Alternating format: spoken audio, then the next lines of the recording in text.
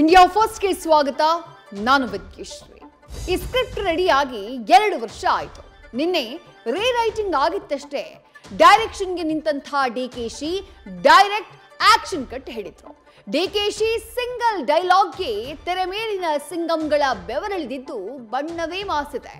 ಚಲನಚಿತ್ರೋತ್ಸವಕ್ಕೆ ಗೈರಾದ ಸ್ಟಾರ್ಗಳ ವಿಚಾರ ಮಾತ್ರ cinema ವಾರ್ನೇ ಮೀರಿಸಿದೆ.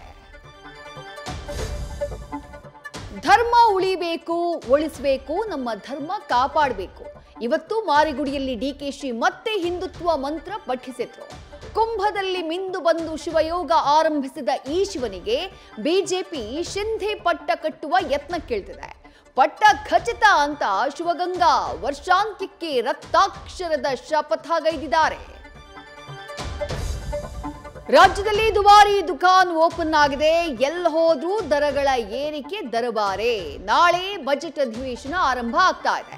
Guarantee ಯುಗದ ಬಜೆಟ್ ಮಂಡಿಸೋಕೆ ಸಿದ್ದರಾಮಯ್ಯ ರೆಡಿಯಾಗಿದ್ದಾರೆ.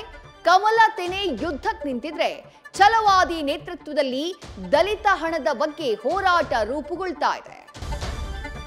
ಈ ಸಾವು ಭಯಾನಕ.